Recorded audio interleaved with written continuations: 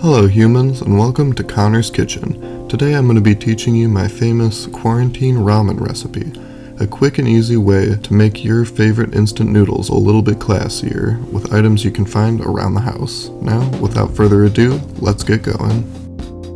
Alright, first up is the carrots. Next, we've got some celery. After that, it's all about eggs. And from there, head on over to the garbanzo beans. Next, we're going over to the cupboard and grabbing ourselves some nice fresh ramen. After that, nope, wrong drawer. There, damn it. There we go. Now we need a pot and a little skillet to cook our eggs in. After that, one white onion. So now we're on the cutting board. So we're going to cut the top off this onion here. And we're going to get a nice little circle of it and just, gotta grab a better knife here. There we go. And we'll just dice it up into some nice small pieces. High surface area is the key here. We want maximum flavor in our juice. And now we're cutting up the carrot. The same goes here, we want some smaller pieces for maximum surface area so we can get that good flavor. Next, celery. You guessed it, surface area is the key here. But we also want that good celery crunch, so maybe not too small. And now we'll clean up our cutting board and wrap up the onion so that it doesn't go to waste.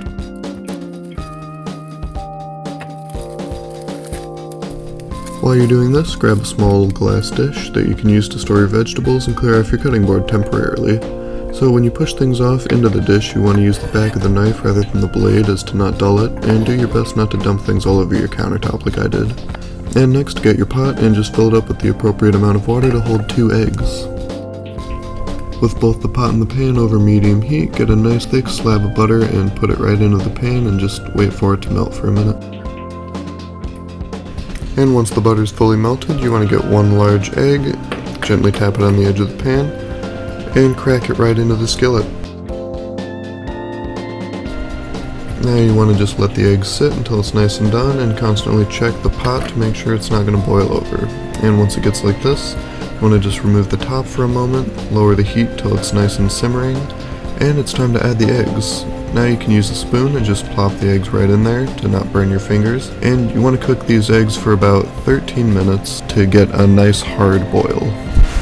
Don't worry about adding any extra water, I just had to do that because I didn't quite add enough in the first instance. Now once your egg is nice and done, it'll look sort of like this, and slowly work your egg spatula underneath it and go for a nice quick flip. I'd also recommend adding the top to the pot as it helps boil. And after about 30 seconds, you're going to want to turn the egg back onto its original side because you want the yolk a bit runny for when it goes into the ramen. After you flip it back onto the original side, you're going to want to turn the heat off, remove it from the burner, and put it onto a plate so that it doesn't get any more done than it already is. Our eggs will be done in just a snap, and now that they're finished, it's time to take them out of the boiling water and put them into a nice ice bath for about 15 or 20 minutes to cool. Now it's time for the good stuff. Get the ramen, and using the boiling water that's left over from the eggs, just kind of plop the noodles in there. Now you want to take the seasoning packet, set it aside, and dump the little bits in there so you get your maximum noodles.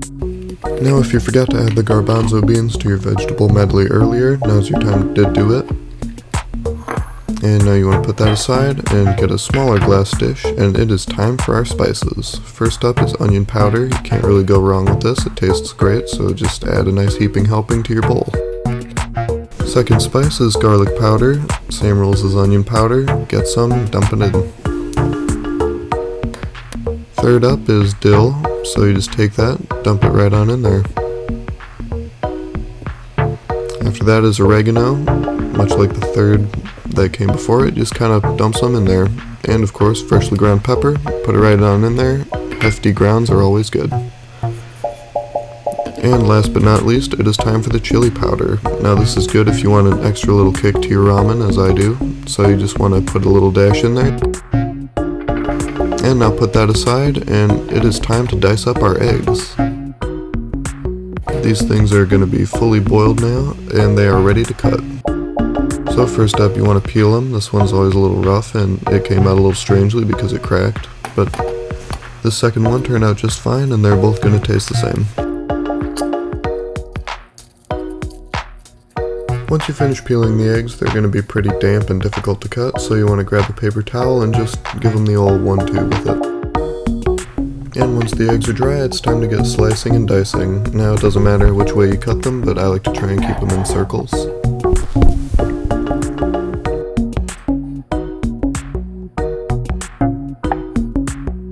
Once your egg is divided into desirably small pieces, you want to move the cutting board to the side to make room for your bowl and the suitably hot pot that's about to sit where it used to be.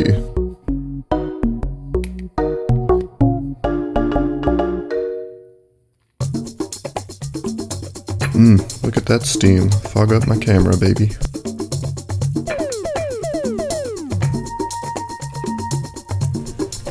Now once your noodles are nice and in the bowl, you want to start with your seasoning packet from the package of ramen and just crack it open and dump it in. There's no particular technique involved. And second is the eggs.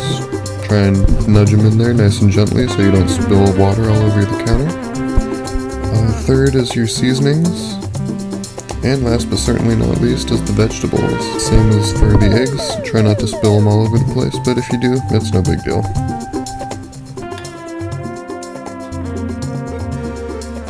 And actually last, but certainly not least, is the fried egg from earlier. Just plop it on the spatula and drop it right in.